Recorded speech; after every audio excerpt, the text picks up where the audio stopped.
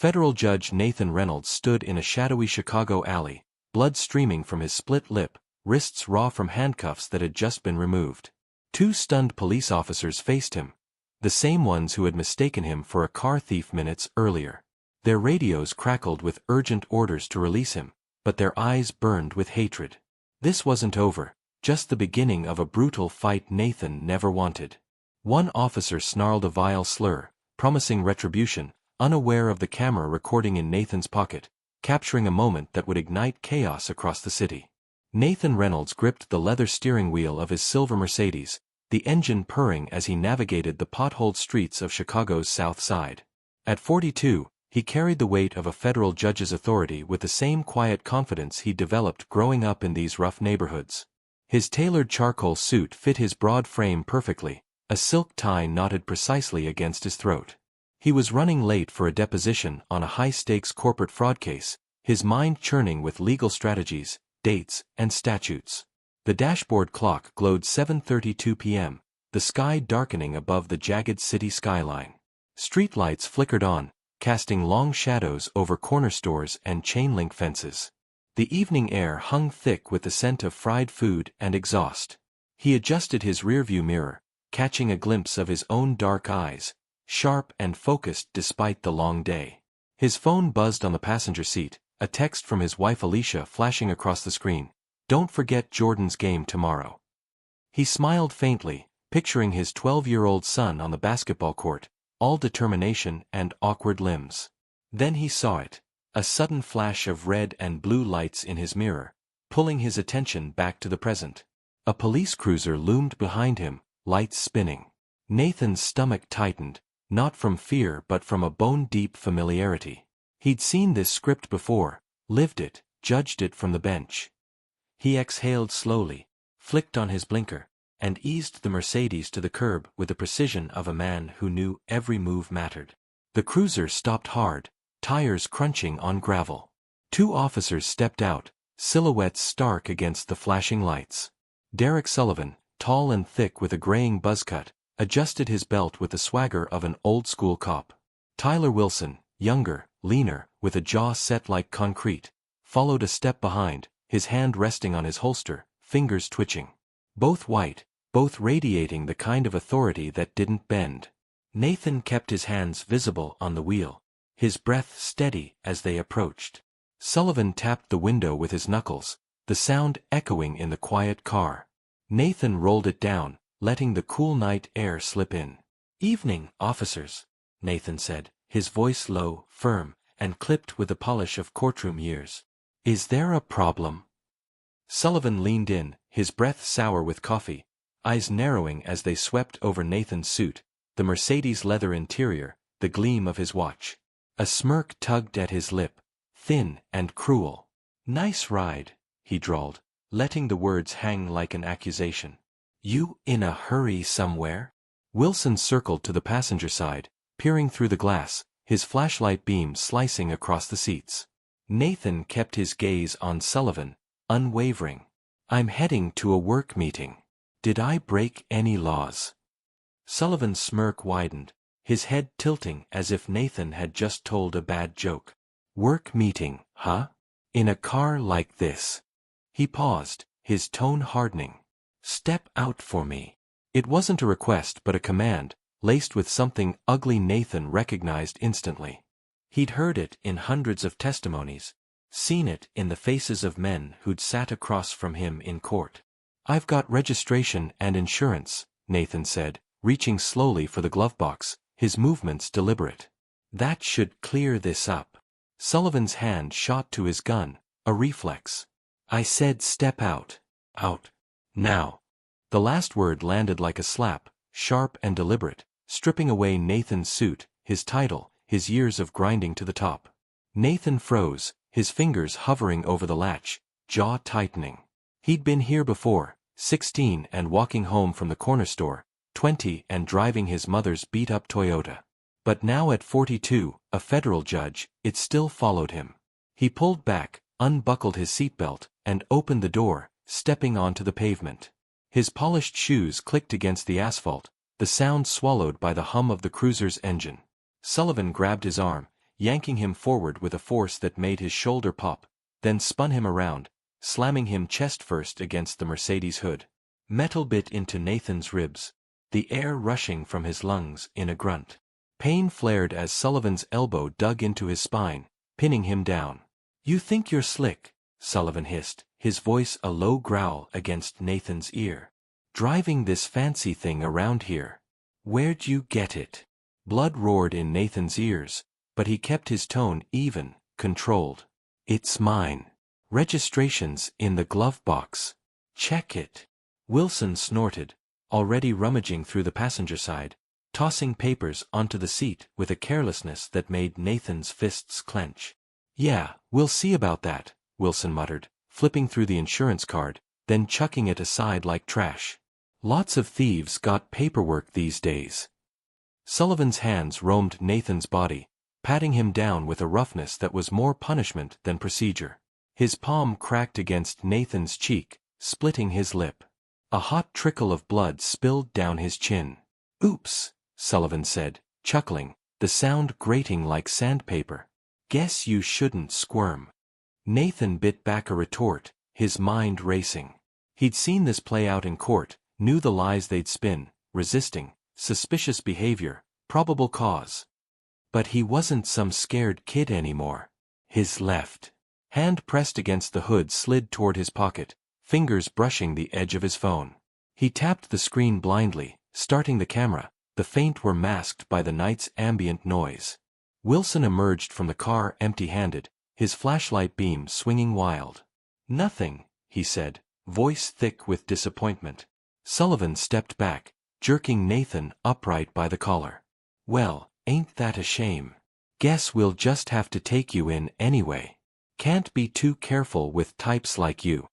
Nathan straightened, wiping blood from his lip, tasting copper. "Types like me," he echoed, voice steady, daring them to say it. Sullivan grinned, teeth bared. "Yeah, you know what I mean." Wilson snapped cuffs around Nathan's wrists, the steel biting into his skin, cold and unyielding. They shoved him toward the cruiser, his shoes scraping the pavement, the cuffs rattling with each step. Nathan kept his head high, eyes locked on the spinning lights, the phone in his pocket still recording, capturing every word, every shove. The back door creaked open, and Sullivan pushed him inside, the plastic seat hard against his spine. "Sit tight," Sullivan said, slamming the door, the thud echoing in Nathan's skull. Wilson climbed into the driver's seat, Sullivan beside him, their laughter spilling out as the engine roared to life. "Thinks he's somebody," Wilson said, glancing back through the partition, his eyes glinting with malice. "We'll fix that." The cruiser lurched forward, tires crunching over debris, weaving through the south side's maze of streets.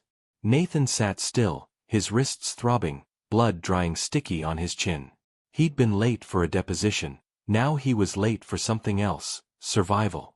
The precinct loomed ahead, a squat brick building bathed in fluorescent glare, its windows dark and uninviting. They pulled into the lot, the car jolting to a stop. Sullivan hauled him out, gripping his arm like a vice, dragging him through the double doors. The lobby smelled of burnt coffee and sweat, officers milling about, barely glancing up from their paperwork. "Got a live one," Wilson called to the desk sergeant, a grizzled man with a bored stare. "No ID, driving a hot car." Nathan stood silent, letting them play their hand. "Name?" The sergeant grunted, tapping at his keyboard, sluggish and uninterested. "Nathan Reynolds," Nathan said, voice clear, cutting through the room's hum. The sergeant typed, paused, then frowned, his eyes flicking to the screen. A beat passed, then another. His fingers stilled, his face tightening as he read something that made his jaw drop. Sullivan," he muttered, voice low, urgent. "You might want to see this." Sullivan sauntered over, peering at the monitor, his smirk fading fast. "What the hell?" he breathed, stepping back as if burned. Wilson joined him, squinting, then paling, his hand dropping from his holster. "Federal judge," he choked out, the words barely a whisper. The sergeant nodded, slow, stunned. "Confirmed. 5 years on the bench. Big deal, out of the Northern District." Silence crashed over them, thick and suffocating. Sullivan's eyes darted to Nathan, who stood calm, bloody lip curling into the faintest hint of a smirk, the camera still whirring in his pocket. "Uncuff him," the sergeant snapped, voice sharp. "Now." Wilson fumbled with the keys, hands shaking, the cuffs clattering to the floor. Nathan rubbed his wrists, red marks blooming against his skin, his gaze never leaving the two officers. Sullivan's face twisted, rage bubbling beneath the shock, his fists clenching. "This ain't over," he muttered under his breath, too low for the sergeant, but loud enough for Nathan to hear. Wilson just stared, mouth open like a fish gasping for air. Nathan straightened his suit, smoothing the wrinkles, blood staining the cuff of his sleeve. "I'll need my car back," he said, voice like steel, unwavering. The sergeant nodded, barking orders to retrieve the Mercedes.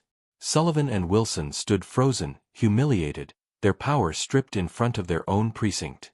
Nathan walked out, head high, the night air cool against his bruised face, the phone in his pocket heavy with truth. He thought this was the end, a lesson learned. He couldn't have been more wrong. Nathan Reynolds stepped out of the precinct into the Chicago night, the air sharp with the bite of early fall. His silver Mercedes waited curbside like a loyal steed. His lip throbbed where Sullivan's hand had split it, a dull ache pulsing in time with his heartbeat, but his stride stayed firm, unbroken. The precinct doors swung shut behind him, muffling the buzz of stunned officers still reeling from the revelation that the man they'd cuffed, bloodied, and mocked was a federal judge. Nathan slid into the driver's seat, the leather creaking under his weight, and gripped the wheel, knuckles tight against the raw red marks circling his wrists. He'd won, hadn't he? Exposed their bigotry, walked free, title intact. The camera in his pocket, still warm from recording, felt like a shield, proof they couldn't touch him now. He was wrong. The engine growled to life, headlights cutting through the dark as he pulled onto the street, the South Side's familiar sprawl unfolding around him.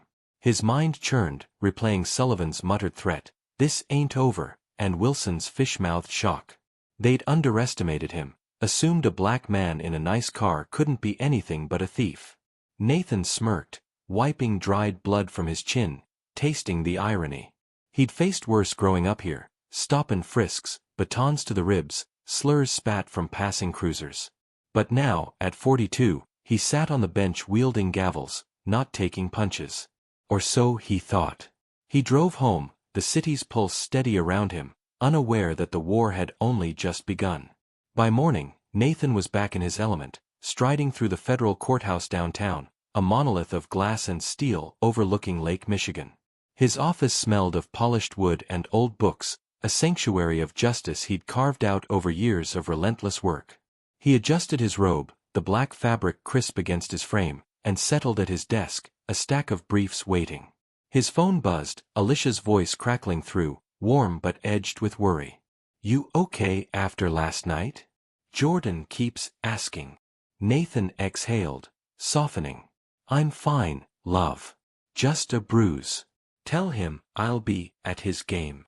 He hung up, turning to his laptop, ready to bury the incident in the grind of his docket.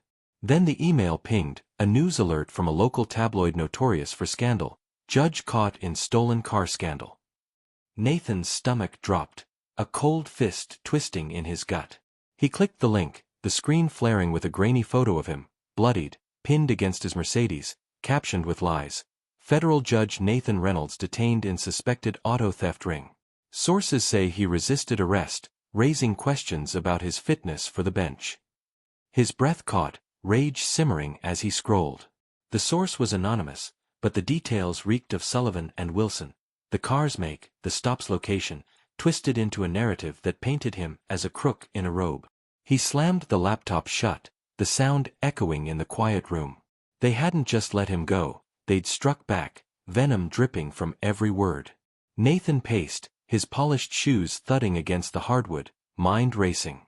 How had they spun this so fast? Who'd they bribe to run it? He grabbed his phone, dialing internal affairs, his voice steel as he demanded a meeting. "I've got footage," he said, thumb brushing the device in his pocket. "Those cops assaulted me, lied about it, and now they're smearing me. I want them gone." The officer on the line stammered, promising a review. Nathan hung up, thinking he'd cornered them. Victory seemed close, a clean sweep with evidence they couldn't dodge. Hours later, he sat in a sterile internal affairs office, fluorescent lights buzzing overhead, a grizzled investigator named Hargrove across the table. Nathan slid the phone over, the video cued, Sullivan's snarl, "Step out, boy," the crack of his hand against Nathan's face, Wilson's careless toss of papers, the cuffs snapping tight. Hargrove watched, jaw tightening, scribbling notes. "This is damning," he muttered, replaying Sullivan's slur, the laugh in Wilson's voice. Nathan leaned forward, elbows on the table. "They didn't know who I was, thought I was just another black man to rough up. I want charges, suspensions, something real." Hargrove nodded, slow and deliberate. "We'll handle it, Judge. Give us a day." Nathan walked out, shoulders squared, the weight lifting slightly. He'd played his card, the truth laid bare. By afternoon, Hargrove called. "Sullivan and Wilson are suspended. 3 days pending review." Nathan frowned, the punishment a slap on the wrist, barely a sting. 3 days. For assault? Falsifying reports. Hargrove sighed, voice heavy. "It's what we can do now. Unions got their backs. But we're digging." Nathan hung up, frustration clawing at him. He'd won a skirmish, not the battle. The tabloid story still festered online, comments piling up, corrupt judge, typical, should have stayed in his lane. Colleagues sidestepped him in the courthouse halls, their whispers sharp as knives, cases quietly reassigned from his docket. He drove home under a sky bleeding orange, the Mercedes hum a faint comfort. Alicia met him at the door, her arms wrapping around him, tight and fierce. "Saw the news," she said, eyes searching his. "You sure you're okay?" Nathan nodded, kissing her forehead. "They're scared, hitting back dirty. I'll fix it." Jordan peeked from the kitchen, basketball under his arm, voice small. "Dad, they saying you stole stuff. That true?" Nathan knelt, ruffling his son's hair. "No, son. It's lies. I'm fighting it." Jordan grinned, trusting, but the sting lingered in Nathan's chest. Night fell, thick and quiet, the house settling into a fragile peace. Nathan sat at his desk, reviewing the IA report, the video file backed up on his laptop. He'd forced their hand, hadn't he? Exposed their rot, set the wheels turning. He leaned back, exhaustion tugging at him, the bruise on his lip a dull throb. Then glass shattered, a jagged crash ripping through the silence. He bolted upright, heart slamming against his ribs, rushing to the living room. A brick lay on the hardwood, shards of the front window glinting around it. Scrawled in red marker across its rough surface, "Thief." Alicia stumbled in, Jordan behind her, wide-eyed. "What the hell?" she gasped, clutching her robe. Nathan grabbed the brick, fingers trembling, rage boiling over. Footsteps thudded outside, fading into the dark, a car engine revving in the distance. He stormed to the porch, scanning the street, shadows twisting under streetlights. Nothing, no proof, just the stench of vengeance. Sullivan and Wilson's faces flashed in his mind, their suspension fueling this, their hate spilling over. He'd thought the video would end it, scare them off. Instead, it had lit a fuse. He called the police, voice tight as a uniformed pair arrived, flashlights sweeping the yard. They took the brick, bagged it, scribbled notes. "Probably kids," one said, shrugging. "We'll look into it." Nathan stared, incredulous. "Kids? With a grudge against a judge? This is retaliation." The officer's eyes flicked away, uncomfortable. "We'll file it, sir. Can't promise much." They left, tail lights fading, leaving Nathan with a sinking truth. The system wouldn't protect him. Not yet. He turned to Alicia, her arms around Jordan, fear etching her face. "They're not done," he said, voice low, resolute. "Neither am I." He uploaded the IA findings to a secure cloud, the brick's photo snapped beside it, evidence stacked like a fortress he'd built. The tabloid lies gnawed at his career, his family's peace shattered by that brick. Sullivan and Wilson hadn't just bruised him, they'd declared war, their 3-day suspension a joke. Nathan stood at the broken window, glass crunching under his shoes, the night pressing in. He thought he'd won, forced accountability, but this was their answer, a promise of worse to come. The camera had been his weapon, but they'd turned it into a target on his back. Nathan Reynolds gripped the wheel of a rented gray sedan, the engine humming soft and unassuming as he wound through Chicago's West Loop, a week after the brick shattered his window. The Mercedes sat in a shop, its slashed tires a grim reminder of Sullivan and Wilson's spite, so he'd opted for this low-key ride, hoping to dodge their radar. His lip had scabbed over, a dark line against his skin, but the ache in his chest lingered, fueled by the tabloids' lies and the jagged hole in his living room. At 42, a federal judge with a reputation carved from steel, he shouldn't have to hide, yet here he was, avoiding attention, the weight of his title no shield against the hate that stalked him. The clock glowed 8:47 p.m., streetlights painting the road in streaks of yellow. He was headed to a late meeting with a law professor, a friend who'd offered to dig into the smear campaign's source.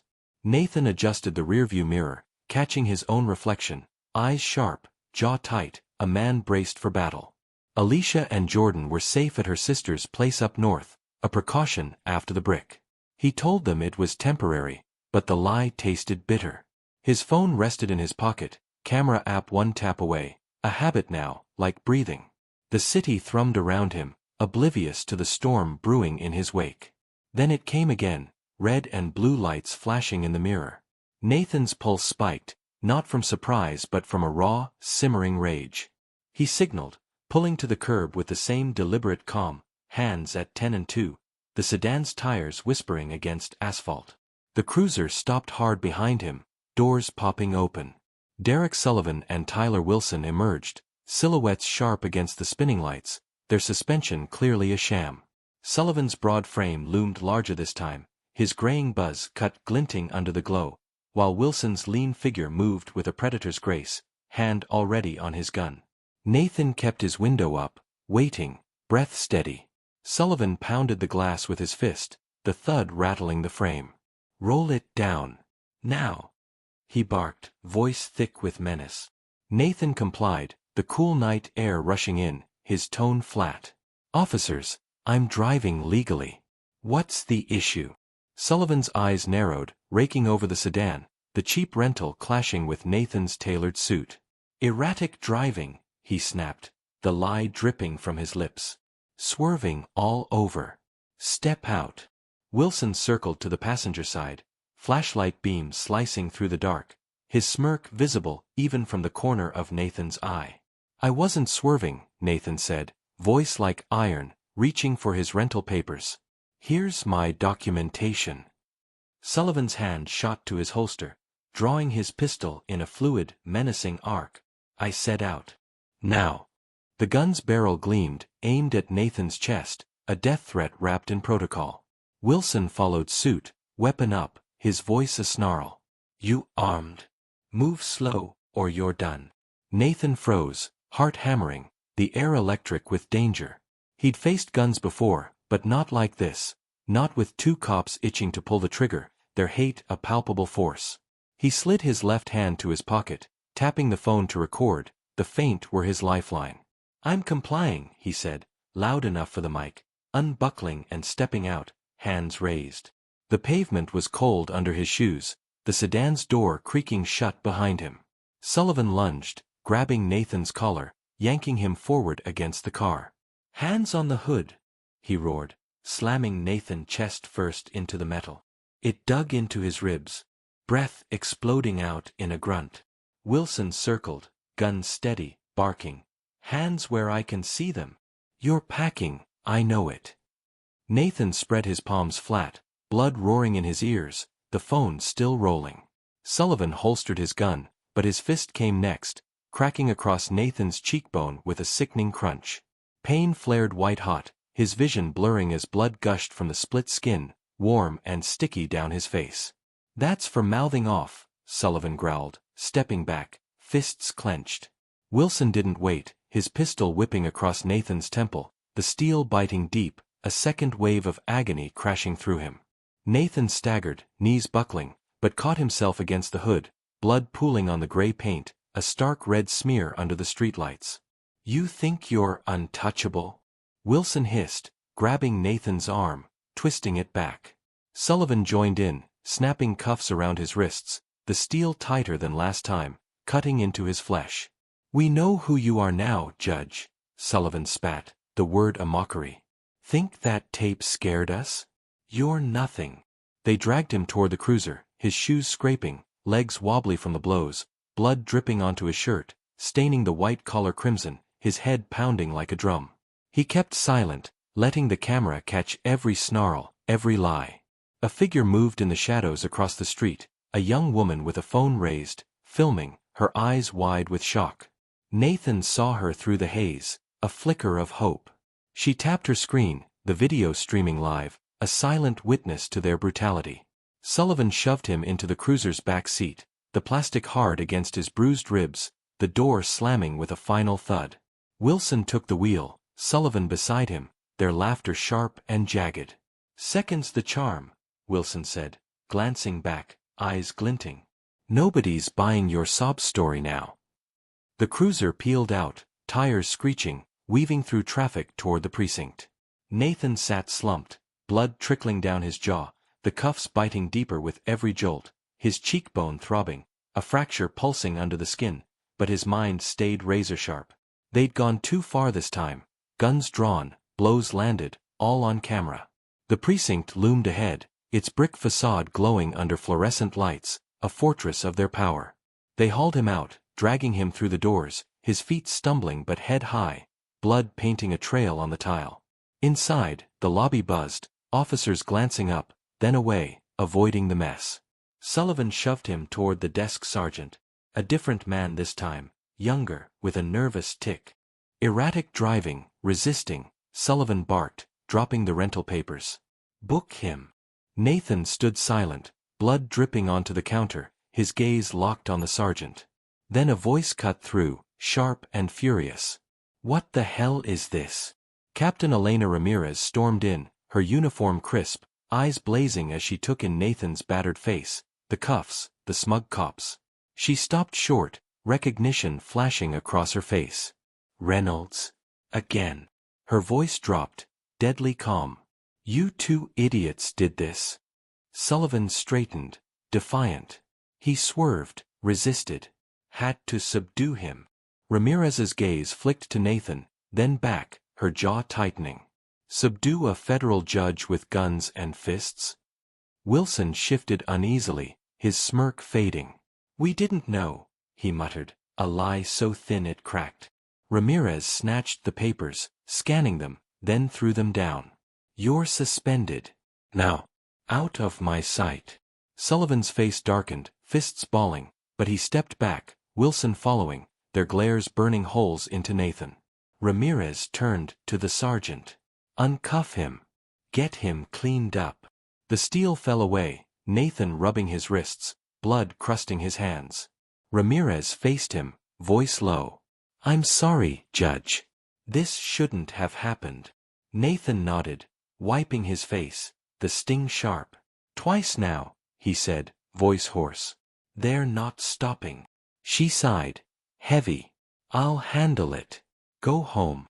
He retrieved his phone from his pocket, the recording intact, a weapon reloaded. A medic patched his cheek, the gauze rough against his skin, but he barely felt it. The woman's video was already online, he learned, spreading like wildfire, hashtags flaring, #Justice for Nathan. He walked to the sedan, bloodied but unbowed, thinking he'd won again, exposure, suspension, public outrage. Surely they'd back off now. He slid inside, starting the engine, the hum steadying his pulse. But as he pulled away, Sullivan's voice echoed in his skull, "You're nothing," and a chill settled deep. This wasn't over. Their fury was a beast unleashed and starving. Nathan Reynolds slumped in the rented sedan's driver's seat, the engine idling outside the precinct, his cheekbone a throbbing knot of pain beneath the gauze taped to his face. Blood crusted his shirt collar, a dark stain against the white fabric, his wrists raw from the cuffs Sullivan and Wilson had snapped on with glee. The night pressed against the windows, Chicago's West Loop alive with distant horns and the faint glow of streetlights. Captain Ramirez's words echoed in his skull. "I'll handle it," a promise he wanted to believe. His phone buzzed in his pocket, the recording of the second stop safe, a second grenade of truth. He'd been beaten, pistol-whipped, dragged in cuffs, but the bystander video was out there now, spreading like wildfire. He exhaled, ragged, thinking this was it, exposure would bury them. He couldn't have been more wrong. He pulled onto the road, the sedan's hum a thin comfort, his head pounding with every jolt. The viral clip flashed in his mind, Sullivan's gun in his face, Wilson's pistol cracking his temple, the blood pooling on the hood. By morning, it had hit every screen in the city. He drove toward Alicia's sister's place in Evanston, 30 miles north, where she and Jordan waited, safe from the brick-throwing cowards who'd hit their home. His knuckles whitened on the wheel, rage simmering beneath the exhaustion. Sullivan and Wilson were suspended again, Ramirez's fury a rare crack in the precinct's armor. Surely this time the world would see. Dawn broke gray and heavy, the news exploding as Nathan predicted. He sat in his sister-in-law's kitchen, a mug of coffee steaming in his hands, the TV blaring. Federal judge brutally assaulted by Chicago cops. The anchor's voice boomed, the bystanders' footage looping, Nathan's body slamming against the sedan, Wilson's snarl, Sullivan's fist. Protests flooded the precinct steps, signs waving, "Justice for Nathan," their chants a roar through the static. Alicia squeezed his shoulder, her touch warm, grounding. "They're with you," she said, eyes fierce. Jordan peeked from the hall, basketball tucked under his arm, voice small. "Dad, you're famous now, huh?" Nathan forced a smile, ruffling his son's hair. "Not the way I wanted, kid." His phone lit up, texts from colleagues, lawyers, even a senator. "We're behind you. This ends now." The hashtags trended, #ProtectNathan, #CopsGoneWild. He scrolled, the video racking up millions of views, comments a flood of outrage. "Disgusting, fire them, racism in uniform." Nathan leaned back, the coffee bitter on his tongue, a flicker of triumph sparking. He'd taken their blows twice now, and the world was watching. Sullivan and Wilson couldn't dodge this, not with Ramirez on their tails, not with the footage burning through the internet. He'd won, hadn't he? Forced their hands, cracked their shield? The mob outside the precinct grew, a sea of voices demanding blood. By noon, Nathan stood at a press conference, flanked by activists, the Evanston Community Center steps cold under his shoes. Cameras flashed, microphones thrust forward, the crowd's energy a living thing. His cheek ached, the gauze a stark white flag against his skin, but his voice rang clear. "This isn't just about me," he said, steady, commanding. "It's about every black man stopped, beaten, judged before he speaks. I'm a federal judge, and they still saw a criminal. What happens to those without my voice?" Applause erupted, fists raised, the air thick with defiance. He felt the tide turning, justice inching closer.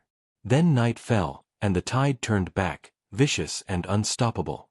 Nathan had returned to his Southside home, a stubborn reclaiming of his space, Alicia and Jordan beside him. The broken window was boarded, the brick bagged as evidence, cops promising patrols. He sat in the living room, laptop open, drafting a statement for the feds, the TV muted on a news loop of the protests. Alicia cooked in the kitchen, the scent of garlic and onions wafting through, Jordan's laughter spilling from upstairs. Normal, fragile but real. Then the air shifted, a low rumble growing outside, like thunder rolling in too fast. Nathan stood, peering through the blinds, his pulse spiking. Headlights flared, a dozen pickup trucks screeching to a stop, disgorging figures in hoods and masks, white-hot rage in their movements.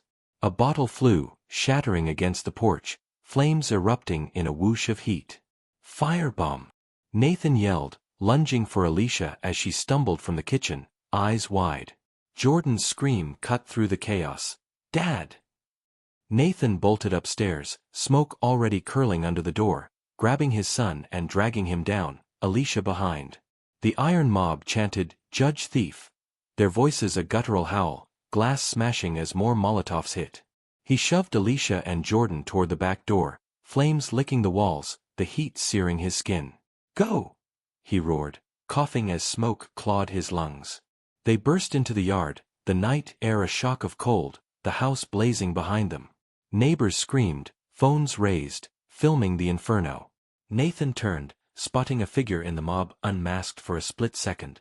Sullivan, his gray buzz cut unmistakable, eyes glinting with triumph. Then he vanished, swallowed by the chaos as sirens wailed in the distance. Fire trucks rolled in, hoses blasting, but the house was gone, a skeleton of ash and memory. Nathan stood barefoot on the grass, Jordan clinging to his leg, Alicia's arms around them both, her sobs muffled against his chest. The flames danced, devouring years of their life. Jordan's baby photos, Alicia's grandmother's quilt, Nathan's law books. Evidence pointed to Sullivan and Wilson, off-duty but unrepentant, their suspension a spark for this hate group's torch. Neighbors whispered, saw them organize online, but the cops who arrived shrugged. No solid proof, one said, eyeing the graffiti sprayed across the mailbox. Judge thief. Alibis held, flimsy but enough, their union shielding them still. Nathan's phone buzzed, the alley footage from the first night still safe in his cloud. He uploaded it, voice shaking as he narrated, "This is what they do when you fight back." The clip hit social media, millions watching the slur, the threat, now tied to this fire. The city ignited, protests swelling, precincts swarmed, but Sullivan and Wilson's crew didn't flinch. Nathan stood among the ashes, homeless now, his family trembling, the sedan his only refuge. He'd thought the video, the outcry had won it. Instead, it had painted a bullseye bigger than ever. Police cordoned the block, lights flashing, reporters shouting questions. Judge Reynolds, who did this? He stared past them, jaw tight, the mob's chant echoing in his skull. Sullivan's face burned in his memory, a promise of more. They're not done, he muttered to Alicia, pulling her close. She nodded, fierce. Then neither are we. Nathan vowed to fight, the footage his sword, the public his army. But as the flames died, leaving only smoke and ruin, he felt the weight. Victory was a lie, and the beast was just waking up. Nathan Reynolds stood in the charred husk of his Southside home, the acrid stench of smoke clinging to his clothes, his family's life reduced to ash and twisted metal. The firebombing had left them homeless, Alicia and Jordan now bunking with her sister in Evanston, their eyes haunted by the flames. His cheekbones still ached from Wilson's pistol whip, a dull pulse beneath the gauze, but his resolve burned hotter than the blaze that had taken everything. The sedan idled nearby, his only refuge, packed with salvaged files and his phone, the alley footage and second-stop video safe in the cloud. Protests raged across Chicago, chants of "Justice for Nathan" echoing from the precinct to City Hall, the viral clips a rallying cry. He'd sue the department, he decided, turn their hate into a legal noose. Victory felt close, a reckoning he could taste. He met his lawyer, Michaela Grant, in a cramped Evanston diner, the air thick with grease and coffee. She was 40, sharp as a blade, her braids pulled tight, her suit impeccable despite the late hour. Nathan slid his phone across the table, the videos cued.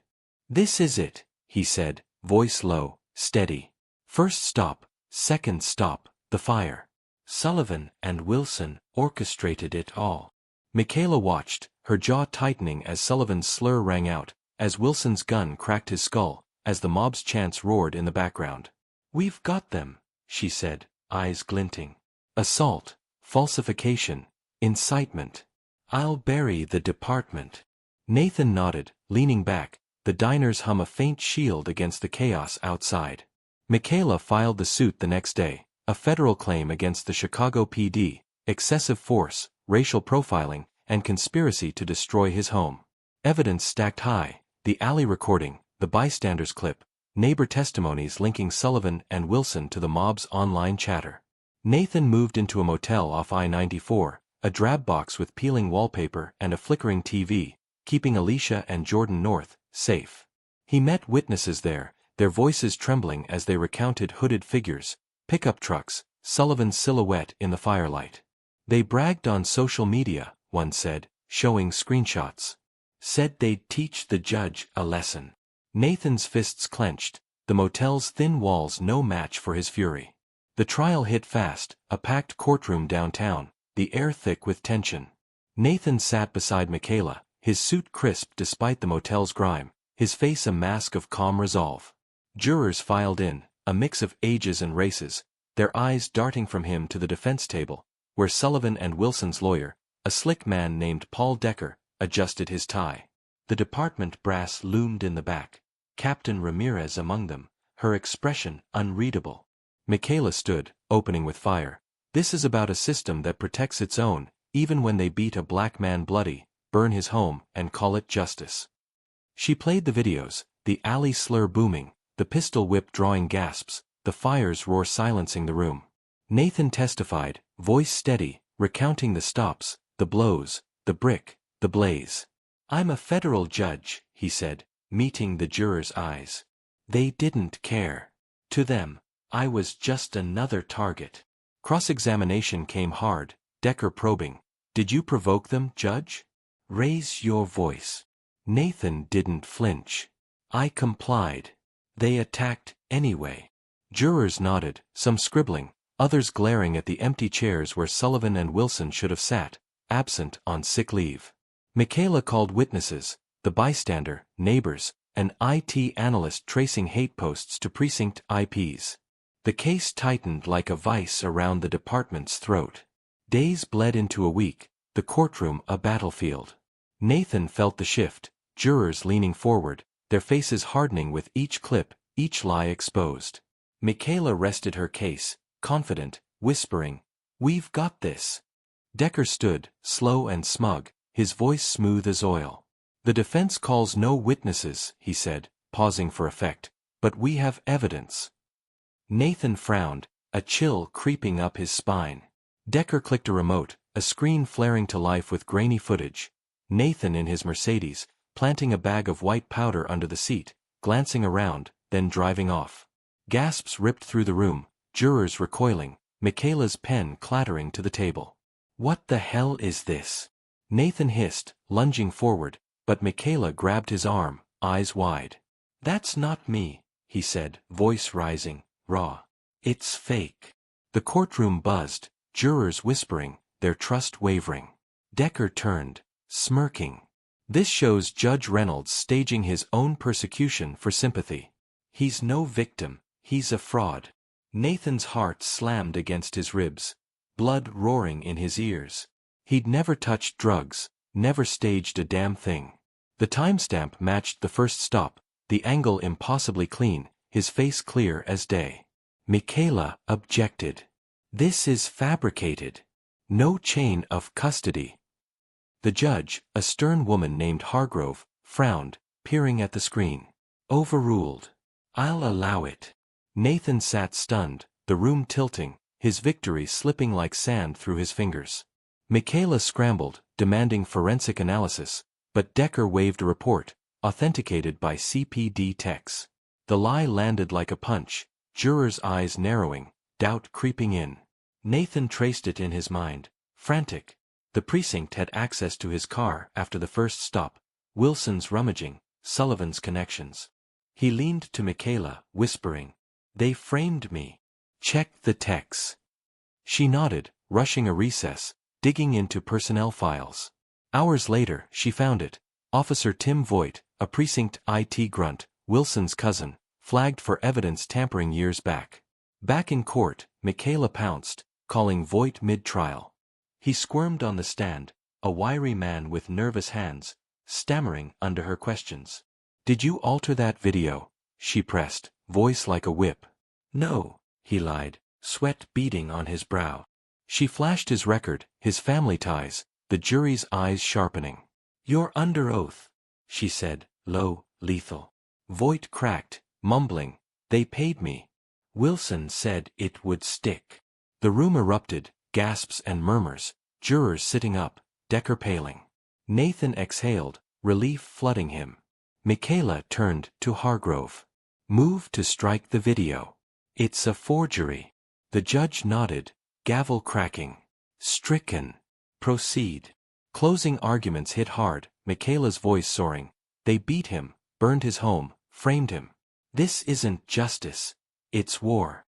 Decker floundered, a misunderstanding, but the jury wasn't buying it. Deliberation took hours, Nathan pacing the hall, Alicia's voice on the phone steadying him. "You've got this." The verdict came fast. Damages awarded, $2 million. A public win. Nathan hugged Michaela, the courtroom buzzing, thinking he'd crushed them. He stepped outside, reporters swarming, the sun warm on his bruised face. Victory real this time, a hammer blow to their hate. Then his phone rang, an unknown number, a voice rasping through. "Drop the suit, Judge, or your boy's dead." Nathan froze, the motel parking lot spinning, Alicia's scream crackling in the background. He bolted to the sedan, tires squealing as he raced north.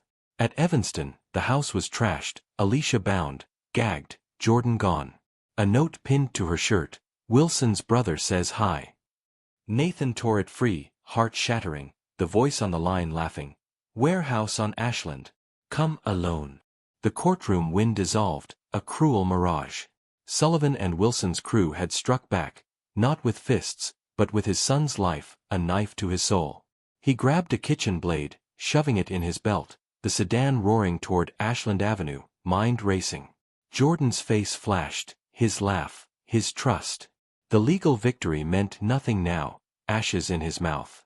Wilson's brother, a gang leader named Victor, had escalated their war, a move Nathan hadn't seen coming. The city blurred past, horns blaring, his knuckles white on the wheel. He'd won in court, forced their hand, but they'd flipped the table, their hate a hydra growing new heads. The warehouse loomed ahead, a derelict shell under a bruised sky, and Nathan knew this was no end. Just the edge of a deeper abyss. Nathan Reynolds floored the gas pedal of the rented sedan, the engine roaring as he tore down Ashland Avenue, Chicago's industrial sprawl a blur of rust and shadow. His heart slammed against his ribs, a frantic drumbeat drowning out the city's hum, the kitchen knife tucked in his belt digging into his hip. Jordan was gone, snatched by Victor Wilson, Tyler's gang leader brother, a vicious retaliation for the courtroom win that had netted Nathan $2 million and a fleeting taste of justice. Alicia's bound form flashed in his mind, her gag-muffled screams echoing from the trashed Evanston house, the note pinned to her shirt a dagger in his gut. Warehouse on Ashland. Come alone. Alone. The legal victory dissolved into ash, replaced by a father's terror. The sedan's tires screeched as he swerved past a semi, horns blaring, the dashboard clock glowing 10:17 p.m. His cheekbone throbbed under the gauze, a dull reminder of Wilson's pistol whip, but pain was a distant whisper now. Jordan's face burned in his vision, 12 years old, all lanky limbs and bright eyes, stolen because Nathan dared to fight back. The warehouse loomed ahead, a derelict hulk of brick and broken windows, its silhouette jagged against a sky-bruised purple. He killed the headlights, coasting to a stop a block away, the sedan's gray paint blending into the night. No cops, no backup, just him and the blade, a judge-turned-warrior. He slipped out, shoes silent on cracked pavement, the air thick with diesel and decay. Shadows flickered behind shattered panes, voices rumbling low, a predator's den.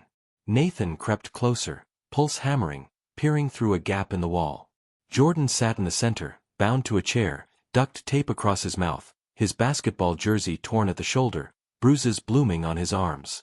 Victor Wilson loomed over him, a hulking figure in a leather jacket, tattoos snaking up his neck, a switchblade glinting in his hand. 3 thugs flanked him, rifles slung casual but ready, their laughter a jagged edge in the quiet. Nathan's breath caught, rage boiling, but he forced it down, scanning the layout, rusted beams, stacked crates, a back door 30 yards off. He edged along the wall, finding a loose board, prying it free with trembling fingers. The wood groaned, a faint creak, and he froze, heart in his throat. No one stirred inside. He slipped through, crouching low, the knife a cold weight against his palm. Jordan's eyes widened, spotting him, a flicker of hope breaking through the fear. Nathan pressed a finger to his lips, creeping behind crates, the thug's chatter masking his steps. "Boss says the judge drops the suit, or the kid's toast," one said. Victor twirled the switchblade, leaning close to Jordan, his voice a rasp. "Your daddy thinks he's smarter, beating my brother in court. We'll see how smart he is when you're bleeding." Jordan flinched, a muffled whimper escaping the tape, and Nathan's grip tightened, knuckles whitening. He was 10 yards away, hidden by a stack of rotting pallets, when a thug shifted, rifle swinging toward his corner.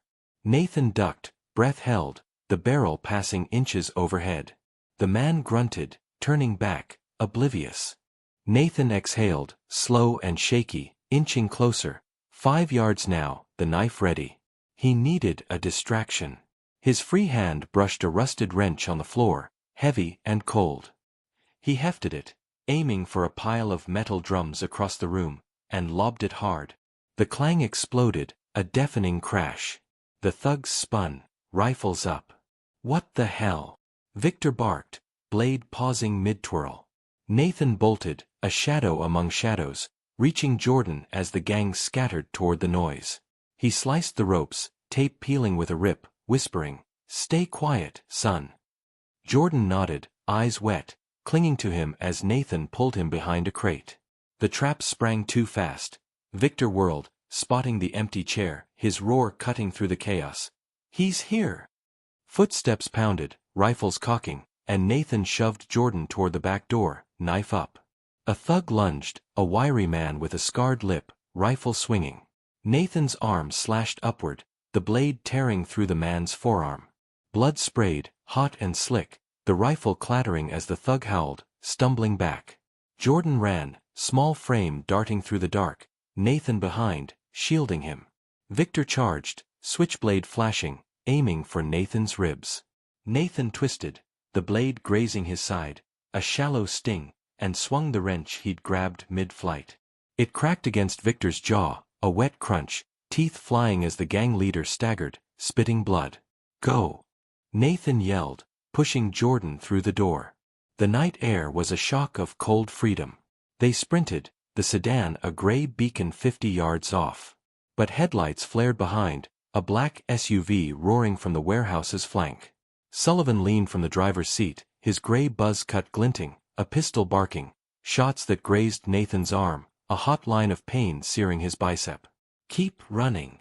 Nathan shouted, shoving Jordan ahead, blood dripping down his sleeve, soaking his shirt. The SUV swerved, tires screaming, Sullivan's voice a snarl over the engine. "You're dead meat, Judge." Bullets pinged off the pavement, sparks flying, one clipping Nathan's shoe, shredding the leather.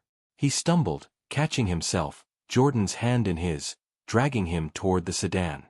Sirens wailed, distant but closing, red and blue flickering on the horizon. Nathan reached the car, yanking the door, shoving Jordan inside as Sullivan's SUV skidded closer, gun still blazing. He dove in, key jamming the ignition, the engine coughing to life. Sullivan fired again, the rear window shattering, glass raining over Jordan's ducked head. Nathan floored it, the sedan lurching forward, tires burning rubber as he swerved onto Ashland, weaving through traffic. The SUV pursued, a black beast in the mirror, Sullivan's face twisted with fury. Nathan's arm bled, soaking the seat, pain a white-hot pulse, but he gripped the wheel, eyes darting for escape. Cop cars screamed past like knights flashing, boxing the SUV in, a sudden swarm. Sullivan braked hard, cursing, vanishing into the chaos as uniformed officers spilled out, guns drawn. Nathan pulled into an alley, cutting the engine, breath ragged, Jordan trembling beside him. "Are you okay?" he rasped, tearing his sleeve to check the graze, blood slick on his fingers. Jordan nodded, voice small. "They hit me, Dad. Said you'd lose everything." Nathan pulled him close, the boys' sobs shaking them both, relief crashing like a wave. Sirens faded, the SUV gone, Victor's crew scattered. Cops knocked on the window, a young officer peering in. "Judge Reynolds? We got a call. Wilson's brothers in custody." Nathan nodded, numb, the knife still clenched in his fist. They drove to Evanston, Alicia rushing out, unbound now, her scream of relief piercing the night as she hugged Jordan, tears streaming. Nathan stood, bloodied, bruised, the graze a throbbing line, thinking it was over. Victor was caught, Sullivan spooked off. He'd saved his son, turned their trap into a win. The motel loomed ahead, a temporary haven, his family safe in his arms. But as Alicia bandaged his arm, her hand shaking, he saw Sullivan's glare in the headlights, the vow of revenge unspoken but loud. This wasn't the end. It was a dare, a promise of bloodier stakes. Nathan Reynolds sat in the Evanston motel room, the air stale with mildew and cigarette smoke, his arm throbbing where Sullivan's bullet had grazed it during the warehouse chase. The gauze was fresh, taped tight by Alicia's steady hands, but blood still seeped through, a faint red stain against his skin. Jordan slept on the sagging bed beside her, his bruised face peaceful now, the terror of Wilson's kidnapping fading into exhaustion. Nathan's knife lay on the nightstand, its blade dried by the thug's flesh, a grim trophy from the night he'd saved his son. The courtroom win, the $2 million, the viral videos, all felt like armor then, a shield against Sullivan and Wilson's hate. He'd exposed them to the feds, Victor in cuffs, expecting a takedown. He was wrong, and the system was about to bite back. Morning broke gray and heavy, the motel TV flickering with news. Gang leader arrested in judge's son abduction. Nathan stood, stretching his stiff limbs, the graze a sharp sting with each move. Alicia stirred, eyes meeting his, fierce but weary. "You got him back," she said, voice low, a lifeline in the chaos. He nodded, kissing her forehead, Jordan's soft snores grounding him. His phone buzzed, an FBI agent named Carter on the line, voice clipped. "We're moving on Sullivan and Wilson. Your footage, the kidnapping, it's enough. Meet us at the precinct. Noon."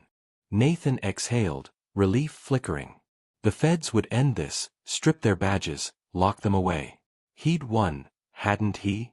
He drove the sedan downtown, the city a blur of steel and glass, protesters still chanting outside the precinct, their signs weathered but defiant.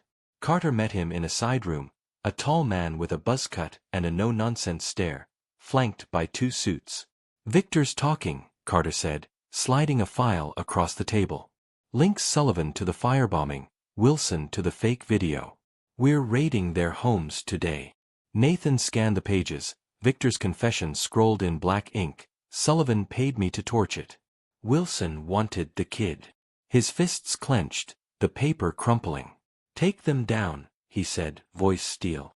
Carter nodded. "We will." By afternoon, Nathan stood before Congress, a last-minute invite to a hearing on police reform, the Capitol's marble halls echoing with his steps. His suit was wrinkled, the grays hidden under a sleeve, but his presence commanded the room. Senators leaned forward, pens poised as he spoke, voice steady, raw. "I'm a federal judge, beaten twice, my home burned, my son kidnapped, all because I dared exist as a black man with power. This isn't rogue cops, it's a system that protects them." Cameras rolled, the nation watching, his words a Molotov of truth.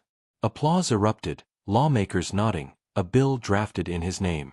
He felt triumphant, a titan bending the arc of justice. Then the axe fell, swift and brutal.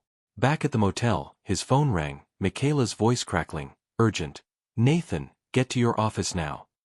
He sped downtown, the sedan's engine straining, pulling into the courthouse lot under a sky-spitting rain. Michaela met him at the door, her face tight, a file clutched in her hands. "They're framing you," she said, shoving it at him.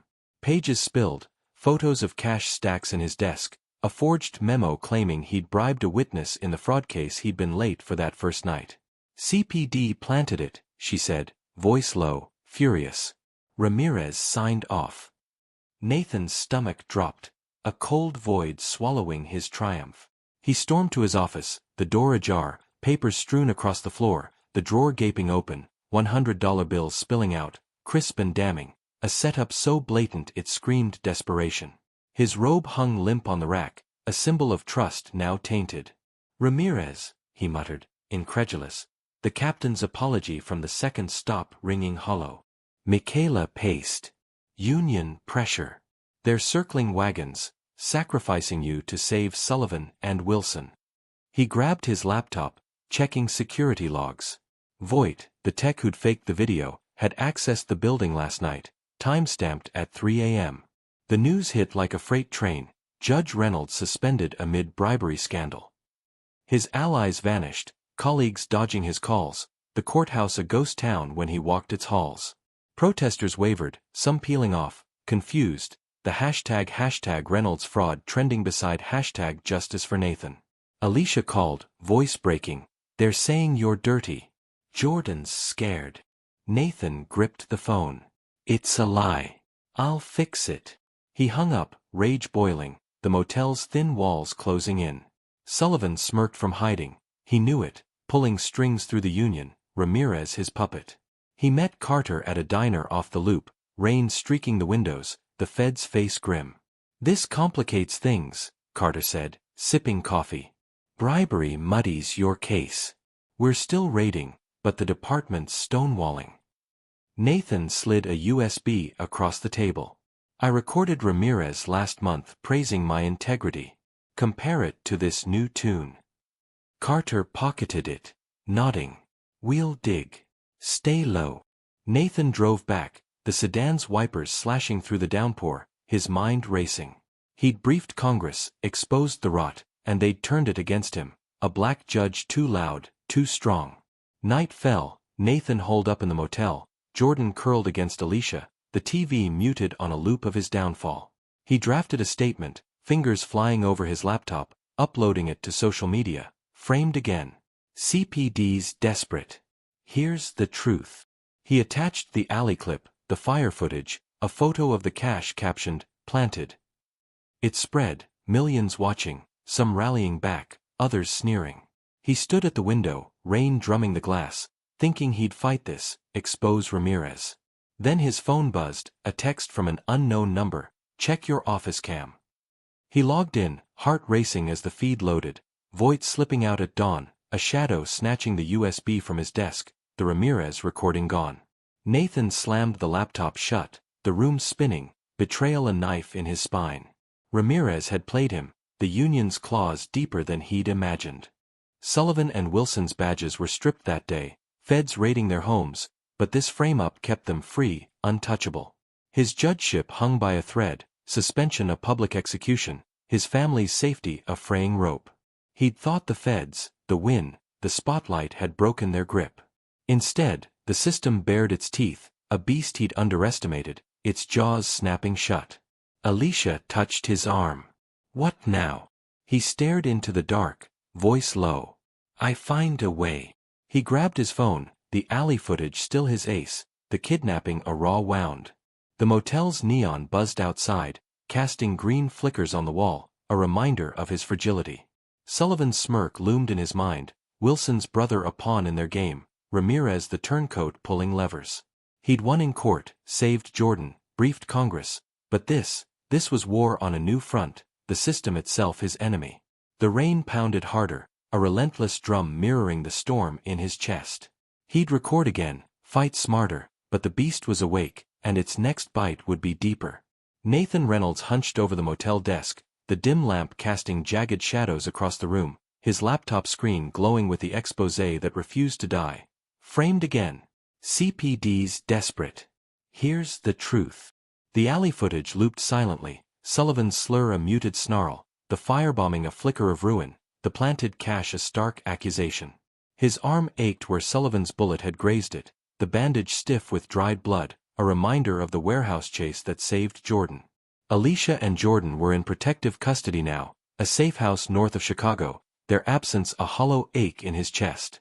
The system had turned, Ramirez a traitor, his judgeship suspended, allies vanished. He was a pariah, alone but alive. He thought the fight could wait, a brief pause to breathe. He was wrong, and the night was about to prove it. Rain hammered the motel's roof, a relentless roar that drowned the hum of I-94 beyond the window. Nathan sipped cold coffee, the bitterness sharp on his tongue, his phone silent since the Fed's last call. Agent Carter had raided Sullivan and Wilson's homes, badges stripped, but the bribery frame-up held them free, untouchable. The stolen Ramirez recording gnawed at him, a gut punch from a precinct he'd trusted. He'd uploaded everything, the alley, the fire, the cache photo, rallying some online, but the tide had shifted, #Reynolds fraud trending louder, his courtroom when a fading echo. He leaned back, the chair creaking, exhaustion tugging at his bruised body, thinking he'd regroup, strike smarter. The motel was a dive, walls thin as paper, the neon sign outside buzzing green through cracked blinds. He'd chosen it for obscurity, a shadow to hide in, the sedan parked out back under a tarp. Alicia's last text glowed on his screen, "Stay safe." We love you. He smiled faintly, Jordan's laugh a memory keeping him sane. The TV flickered, muted on a pundit dissecting his fall, the words, corrupt judge, a silent knife. He stood, stretching, the graze a sharp twinge, planning to call Carter at dawn, push the feds harder. Then the door exploded inward, a deafening crash, splintered wood flying like shrapnel. Nathan spun, heart slamming as a figure stormed in, a hulking shadow in a ski mask, a baseball bat swinging. The first blow caught his shoulder, a bone-deep thud that sent him crashing into the desk, the lamp shattering, plunging the room into flickering dark. Pain erupted, a white-hot scream in his nerves, his arm numb as he scrambled up, instinct kicking in. "Who sent you?" he roared, dodging a second swing, the bat splintering the chair he'd sat in moments ago. The attacker grunted, no words, just raw intent, lunging again, the bat arcing toward his skull. Nathan dove, rolling across the carpet, glass cutting his palms, the knife from the warehouse chase still on the nightstand, out of reach. The hitman swung low, cracking his ribs, a sickening snap that stole his breath, pain a tidal wave drowning his senses. Nathan gasped, crawling, blood slick on his hands, the rain's roar masking his groans. Who'd hired this beast? Sullivan. Wilson. The Union. He reached the bed, grabbing a pillow, flinging it as a feint. The bat sliced through it, feathers bursting, and Nathan lunged, tackling the man's legs, a desperate bid to bring him down. They hit the floor, a tangle of limbs, the hitman's bulk crushing Nathan's bruised ribs, agony flaring anew. He clawed at the mask, ripping it half off, revealing a scarred jaw, eyes wild with hate. "You're done, Judge," the man snarled, voice thick, unfamiliar, a hired gun. Nathan drove a knee into his gut, air whooshing out, buying a second to twist free. He stumbled to the nightstand, snatching the knife, blade flashing as he spun. The hitman charged, bat high, and Nathan slashed, cutting deep into the man's thigh, blood gushing, a howl tearing from his throat. The attacker staggered, bat slipping, and Nathan swung again, the knife biting his arm, crimson spraying the wall. "Tell Sullivan he's finished."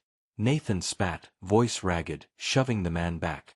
The hitman grabbed a lamp base, hurling it, the heavy metal smashing Nathan's forehead, a blinding jolt that dropped him to his knees, blood streaming into his eyes. He swung blind, the knife sinking into the man's calf, another scream, and the hitman bolted, limping through the shattered door, rain swallowing his retreat. Nathan collapsed, gasping, ribs screaming, blood pooling beneath him, the room a wreckage of glass and feathers. He fumbled for his phone, miraculously intact, tapping the camera, recording the chaos, his battered form, the bat on the floor, the blood trail out the door. "They sent a killer," he rasped, voice breaking, uploading it live to social media, millions watching as he slumped against the wall. Sirens wailed, distant, closing, the motel clerk's 911 call cutting through the storm. Cops burst in, guns up, a young officer kneeling. "Judge Reynolds. You're safe now." They hauled the hitman from a ditch a mile off, leg bleeding, caught by a patrol tipped from the live feed. Nathan sat in an ambulance, ribs taped, forehead stitched, the medic's hands steady as he recounted the attack. "Big guy, scarred jaw, bat. Said I was done." The cop nodded. "Matches a known enforcer. We'll trace who paid him." Nathan exhaled, pain a dull roar, thinking he'd survived, turned their attack into proof. Sullivan and Wilson's prints were all over this. He knew it, their desperation a noose tightening. He'd won again, hadn't he? Then the precinct called, voice grim, evidence locker fire. "Your videos are gone." Nathan's heart stopped, the ambulance's hum fading, a void swallowing his hope. The hitman was caught, but Sullivan's crew had burned the truth, the alley clip, the fire footage, the cache photo, all ash. He sat bloodied, broken, the motel a crime scene behind him, cops swarming, useless now. The feds had Victor, the hitman, but without the videos, Sullivan and Wilson danced free, their union torching his fight. Victory slipped, a cruel mirage, the beast striking harder, smarter. He checked out, limping to the sedan, ribs a cage of pain, the rain washing blood from his hands. Alicia's safe house was secure, Jordan's laugh a lifeline he clung to, but isolation gripped him, a black judge forsaken by the system he'd served. The hitman's snarl echoed, "You're done." a promise from Sullivan's shadow empire. Nathan started the engine, the tarp flapping in the wind, vowing to rebuild, record again, but as he pulled onto I-94, headlights flared in the mirror, too close, too fast, and he knew the war wasn't over, just darker, deadlier. Nathan Reynolds gripped the steering wheel of the rented sedan, the engines hum a faint pulse against the roar of his bruised ribs, the rain-slicked streets of Chicago's outskirts stretching dark and endless before him. Blood crusted his forehead where the hitman's lamp had split it, the stitches tight and itchy, his arm a dull ache under the bandage from Sullivan's graze. The motel ambush replayed in his skull, the bat's crack, the blood trail, his desperate knife slashes, all caught on the live feed he'd uploaded before the evidence locker burned to ash. Alicia and Jordan were safe in their North Side hideout, but isolation clung to him like damp rot, a black judge forsaken by a system he'd bled for. He'd leaked the motel footage to social media, sparking a federal probe, and now he was headed to D.C., a last stand in the spotlight. He thought it would break their grip. He was wrong, and the circus was about to turn feral. The sedan rolled into a gas station off I-94, neon buzzing overhead, the clock ticking past midnight. Nathan stepped out, wincing as his ribs protested, the cold air biting his stitched skin. His phone buzzed, Agent Carter's voice crackling through. Probes live. Motel clips got traction.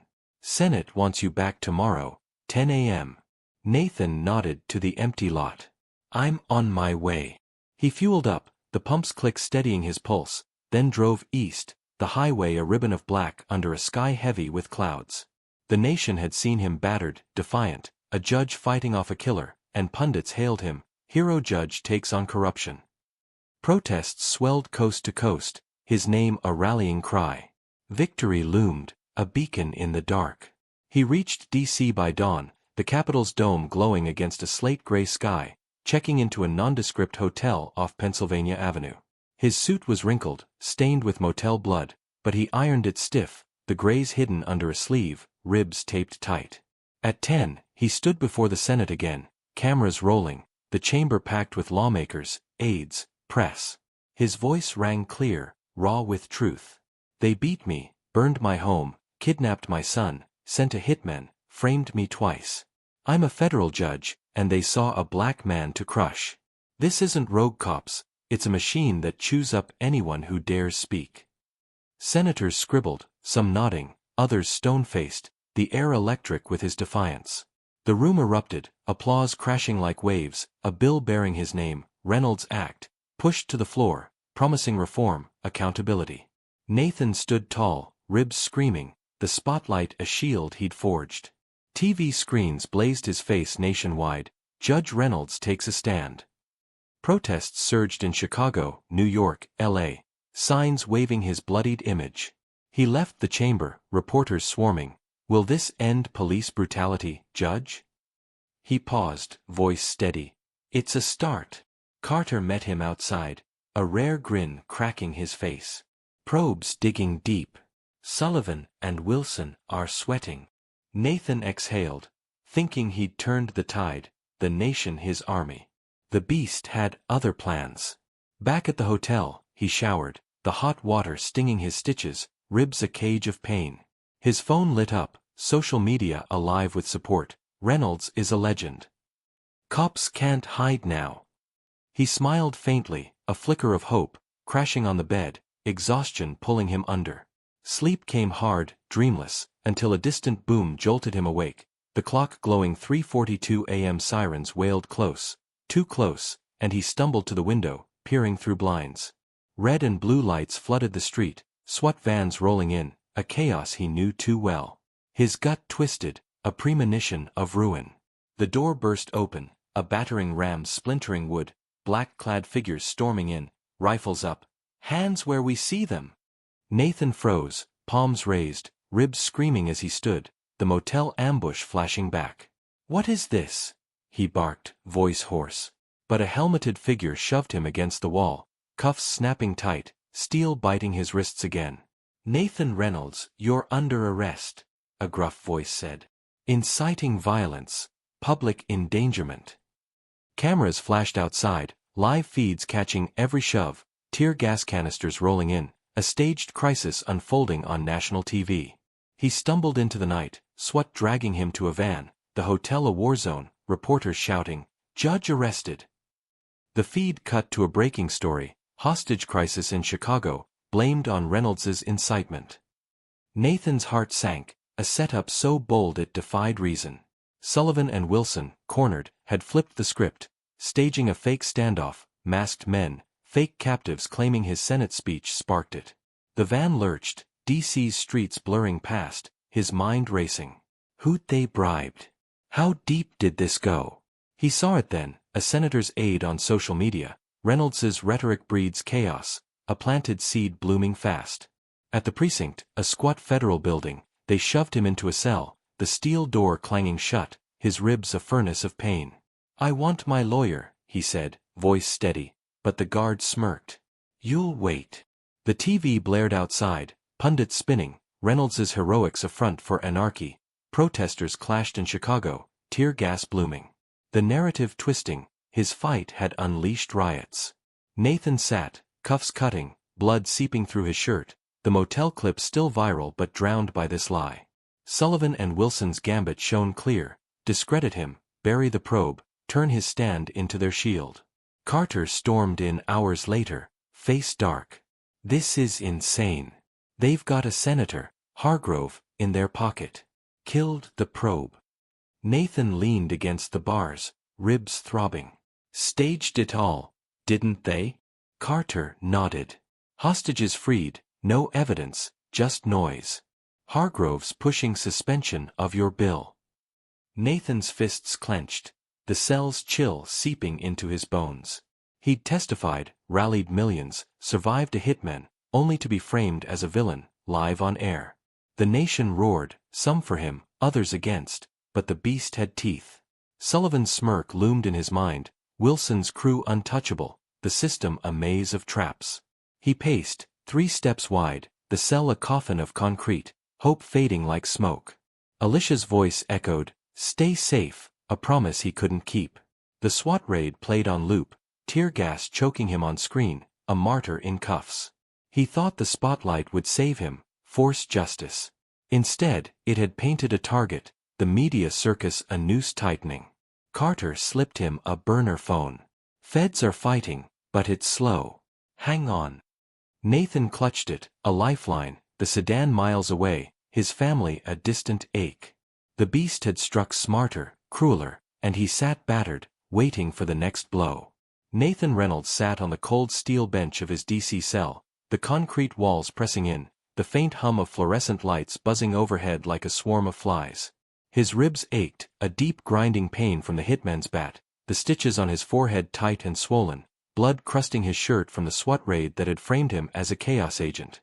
The burner Carter had slipped him rested in his palm, a fragile lifeline, dark under the guard's watchful eye. The fake hostage crisis Sullivan and Wilson had staged had landed him here, the media circus drowning his Senate triumph, the nation split between hero and villain. He'd thought relief was close, the feds fighting back. He was wrong, and the prison was about to bare its fangs. The cell door clanged, a guard stepping in, a burly white man with a buzz cut and a sneer, his badge reading, Keller. "Chow time, Judge," he grunted, voice dripping with mockery. Cuffs snapping tight around Nathan's wrists, steel biting anew. Nathan stood, ribs protesting, his suit replaced by an orange jumpsuit, the fabric rough against his bruises. Keller shoved him into the hall, a narrow tunnel of gray, inmates leering from barred doors, their shouts a jagged chorus. "Fresh meat." "Judge gonna cry." Nathan kept his head up, eyes forward, the burner hidden in his waistband, a secret he'd guard with his life. The mess hall smelled of grease and sweat, trays clattering as inmates lined up, guards pacing with batons ready. Keller steered Nathan to a corner. "Your spot," he said, smirking, then walked off, leaving him exposed. 3 guards lingered nearby, their eyes sharp, whispering, their badges glinting. Evans, Price, Tate. Nathan grabbed a tray, the slop of beans and stale bread a mockery of food, his stomach twisting. He sat alone, the room's noise a dull roar, sensing the trap before it sprang. Evans approached, lean and wiry, his baton tapping his palm. "Heard you're a big shot," he said, voice slow. Not here. Nathan ate slow, deliberate, ribs aching with each breath, ignoring the bait. Price joined, stocky, red-faced. Sullivan says hi, he muttered, close enough for Nathan to smell his sour breath. Tate, tall and bald, completed the circle, cracking his knuckles. Union don't like snitches. Nathan's pulse spiked, the names hitting like punches. Sullivan's reach stretched here, the racist guards his pawns. He slipped a hand to the burner, thumbing the record button blind. The faint were masked by the hall's din. I'm not snitching, he said, voice steady. I'm surviving. They didn't wait. Evans kicked the tray, beans splattering the floor, inmates hooting as Price grabbed Nathan's collar, yanking him up. Starve then, Price snarled, shoving him toward the wall, ribs screaming as he stumbled. Tate swung his baton, a sharp crack against Nathan's thigh, pain flaring, buckling his knee. Nathan gritted his teeth, catching himself, the burner still rolling, capturing every grunt, every slur. Black boy thinks he's tough, Evans hissed, slamming a fist into Nathan's gut, air exploding out, ribs a furnace of agony. Inmates cheered, a twisted audience, guards watching, complicit. Nathan fought, elbow cracking Evans's nose, blood spraying, a howl tearing free. Price tackled him, pinning him to the concrete, Tate's boot stomping his hand, bones crunching, the burner skittering loose. What's this? Tate growled, snatching it, screen glowing with the recording. Nathan lunged, ribs ablaze, but Price's knee drove into his back, flattening him, breath gone. Smash it, Evans said, but Tate pocketed it, grinning. Evidence for Sullivan. They dragged him down the hall, blood dripping from his split lip, the mess hall fading, inmates' jeers a distant roar. Solitary loomed, a 6x8 tomb, the door slamming shut, darkness swallowing him. Nathan slumped against the wall, ribs broken, hand throbbing, the cold seeping into his bones. Hours bled into days, no food, just water from a rusted tap, the guard's taunts echoing. Sullivan owns you, and no judge here. He clawed at sanity, Jordan's laugh a lifeline, Alicia's strength a shield. Then a clink in the dark, a guard's silhouette at the slot, Tate's voice low. Found this. A phone slid through, not his burner, a new one, screen cracked but alive. Nathan grabbed it, heart pounding, powering it on. A video loaded, grainy, timestamped that morning, Alicia tied to a chair, a warehouse stark behind her, a gun pressed to her temple. Wilson's voice rasping. Surrender, judge, or she's gone. The feed cut, a live stream link blinking, millions watching her tremble, his name trending with hers, #Save Alicia. Nathan's breath stopped, a scream trapped in his throat, ribs forgotten, the cell a cage of despair. Sullivan and Wilson's crew had struck, not with fists but with her life, live streaming his ruin. He tapped the phone, recording blind, voice hoarse. Guard Tate gave me this, said Sullivan paid him. Confessed on my burner. Now they've got Alicia. He smuggled it out, slipping it to a janitor passing by, a black man with kind eyes who nodded, silent, pocketing it. Hours later, the cell door flew open, feds storming in, Carter at the helm. You're out, Reynolds. Video hit social. Tate's singing. Nathan staggered up, ribs a furnace, hands swollen, the safe house breached, Alicia's face burned in his skull. Release came, a hollow win, the beast's jaws snapping wider. Carter drove him to a safe house, DC's streets a blur, the fed's voice grim.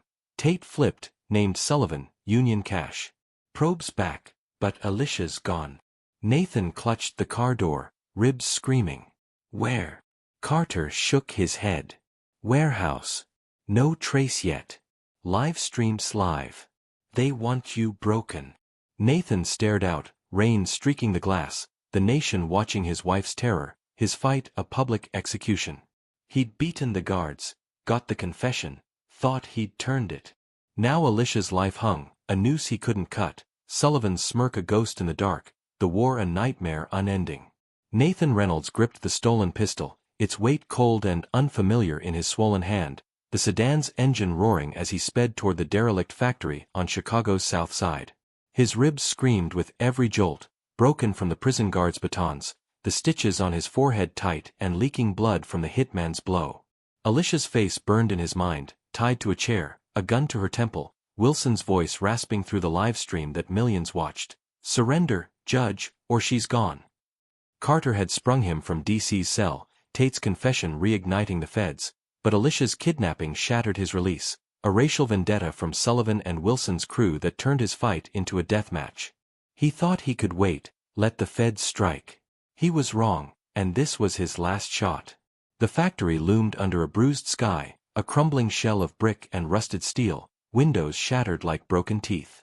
Nathan ditched the sedan a block away, tires crunching gravel, his breath ragged as he slipped out, pistol up, his orange jumpsuit hung loose, blood stained from prison, ribs a furnace of pain, but adrenaline drowned it, a father's fury driving him. Carter had tracked the live stream's IP here, feds minutes behind, but Nathan couldn't wait, Alicia's life ticking down. He crept through the shadows, the air thick with dust and oil, the faint hum of machinery a ghost in the walls. He edged along the building, peering through a jagged hole, heart slamming. Alicia sat in the center, bound to a metal chair, her braids loose, eyes wide with terror, blood trickling from a cut on her cheek. Two goons flanked her, masked, rifles slung casual, their laughter a low growl. Sullivan paced nearby, gray buzz cut glinting, a shotgun in his hands, his voice a snarl. "Time's up, Reynolds. Show yourself." Wilson leaned against a crate, pistol twirling, smirking, the live stream camera propped on a tripod, red light blinking, the world watching her tremble. Nathan's grip tightened, rage boiling, the pistol a lifeline to her. He slipped inside, boots silent on cracked concrete, weaving through rusted hulks of machinery, the goon's chatter masking his steps. "Boss says he's done after this." Nathan aimed from behind a pillar, 15 yards out, steadying his swollen hand, ribs a cage of fire. He fired, the shot echoing, a goon's head snapping back, blood spraying as he crumpled, the rifle clattering. The second spun, raising his weapon, but Nathan squeezed again, the bullet tearing through his chest, a gurgling scream cut short as he fell, crimson pooling on the floor. Alicia flinched, a muffled cry escaping her gag, the live stream catching every death. Sullivan whirled, shotgun up, roaring, "You're dead, Judge."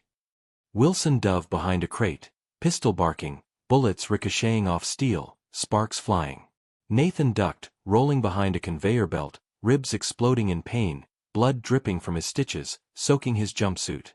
He popped up, firing, the shot grazing Sullivan's shoulder, a grunt tearing free as the ex-cop stumbled, shotgun blasting wild, pellets shredding a wall. Wilson lunged, pistol steady, his shot clipping Nathan's ear, a hot sting, blood trickling down his neck. Nathan returned fire, the bullet shattering Wilson's knee, a howl ripping out as he collapsed, clutching the wound. Nathan sprinted to Alicia, heart pounding, sliding beside her chair, tearing at the ropes with his good hand, pistol ready. "Hold on," he rasped, voice breaking, her eyes locking on his, fear flickering through the fear. The ropes fell, gag ripped free, and she grabbed him, trembling. "Nathan." He pulled her up, arm around her waist, ribs ablaze, turning to run. Sullivan surged from the dark, shotgun swinging, a feral snarl on his face. "Not so fast." The blast roared, Nathan shoving Alicia down, pellets tearing into her leg, blood gushing as she screamed, collapsing beside him. Nathan fired, the pistol barking, bullets slamming Sullivan's chest, blood blooming as the ex-cop staggered, shotgun clattering, his body hitting the floor with a wet thud. Wilson crawled, pistol raised, but Nathan shot again, the round punching through his hand, the gun spinning away, a shriek echoing as he curled into a ball, blood pooling. Sirens wailed close now, red and blue flashing through the broken windows, feds swarming in, rifles up, "Freeze!" Nathan dropped the pistol, hands high, Alicia clutching his arm, her leg a mess of crimson, pain twisting her face. Agents rushed them, a medic kneeling, tourniquet tight around Alicia's thigh, her gasps sharp as Nathan held her, blood slick on his hands. "You're safe," he whispered, voice cracking, her nod weak but alive. Feds cuffed Wilson, dragging him out, Sullivan's body bagged, the live stream cut as techs swarmed the camera. Carter strode in, face grim. "You're clear, Reynolds. Wilson's alive. He'll talk." Nathan nodded, ribs a furnace, Alicia's weight against him, relief crashing like a tide. He'd fought, killed, saved her, The war over, he thought, the beast slain. They stumbled outside, Alicia on a stretcher, Nathan limping beside, the factory a chaos of lights and shouts, the sedan a distant shadow. Medics loaded her into an ambulance, her hand squeezing his. "We made it." He climbed in, the doors slamming, the siren wailing as they rolled out, feds trailing, Wilson's screams fading. Nathan exhaled, bloodied, broken, thinking it was done. Sullivan dead, Wilson caught, Alicia alive. The city blurred past, a fragile peace settling, his family's heartbeat his anchor. Then the stretcher jolted, a faint tick beneath it, unnoticed in the chaos, a sound Nathan missed. A bomb planted by the senator's aide, counting down.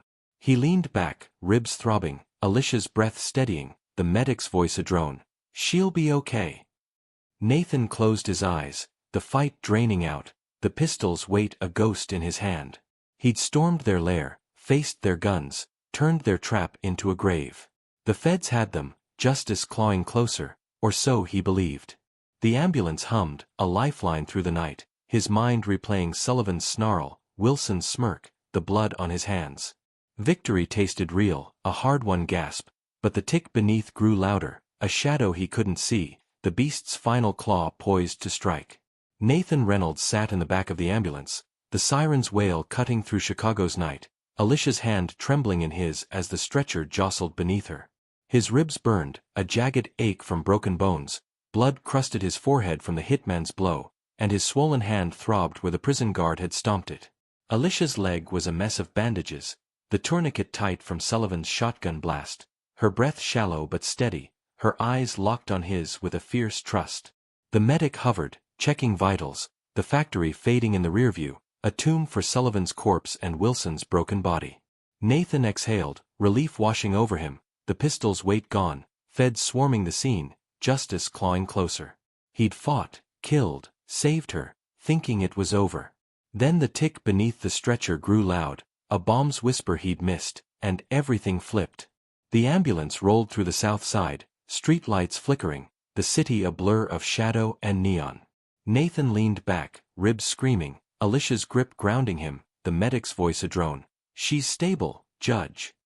He nodded, exhaustion pulling him under, the war's toll etched in his bruises, his blood-soaked jumpsuit.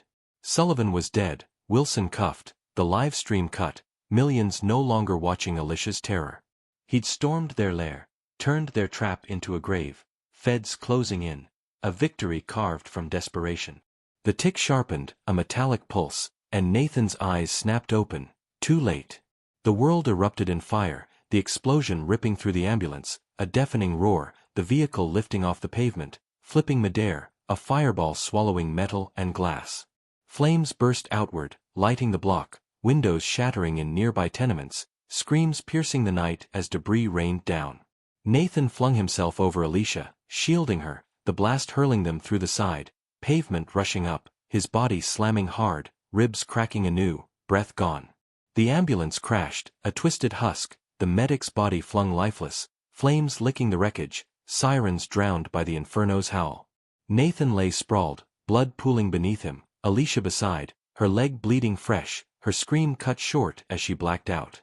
His vision blurred, ears ringing, the tick's source clear now, a bomb under the stretcher, planted in the chaos, a final claw from the beast. He dragged himself to her, ribs a furnace, hands shaking, checking her pulse, faint but there, alive. Headlights flared, feds screeching in, Carter leaping out. "Reynolds!"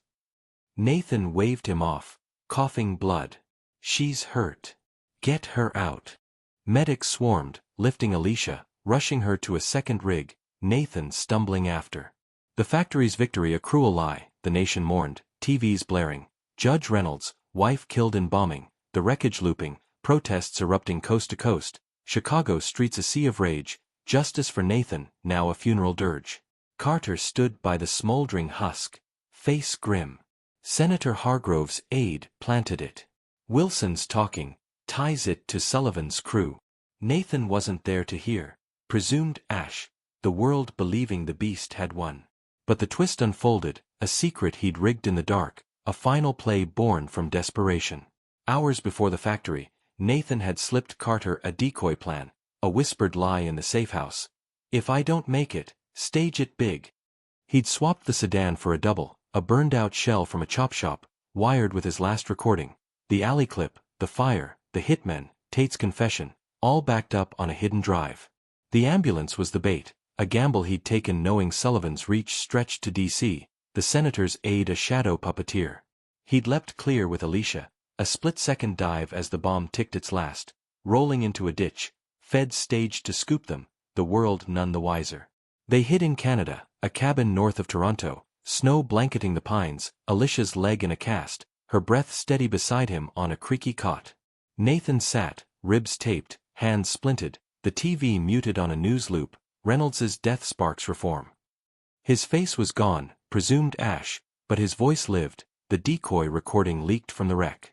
Social media ablaze with it, they beat me, burned my home, took my son, my wife, bombed us, Sullivan, Wilson, Hargrove's crew. This is their system. Millions watched, the senator indicted, Wilson rotting in a cell, Sullivan's corpse a footnote, the Reynolds Act signed into law, a bittersweet echo. Nathan sipped tea, steam curling in the cold, Alicia's hand in his, Jordan safe with her sister, a reunion planned when the heat died. "We did it," she whispered, voice raw, her leg a scar of their fight. He nodded, eyes distant, at their cost. The cabin's quiet was a bomb, but the scars never faded, his judgeship lost, his name a ghost, the system bent but unbroken. Protests raged, reform crept, justice clawed forward, but the beast's shadow lingered, a war won with blood and cunning, not gavels. Carter called, voice low through a burner, Hargrove's down, unions cracking.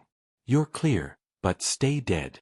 Nathan hung up, snow crunching outside, the world shifting without him, a black judge who'd burned it down to build it back. He'd faked the end, flipped their trap, saved Alicia, but the toll etched deep, ribs that would never heal, a family scattered, a life erased.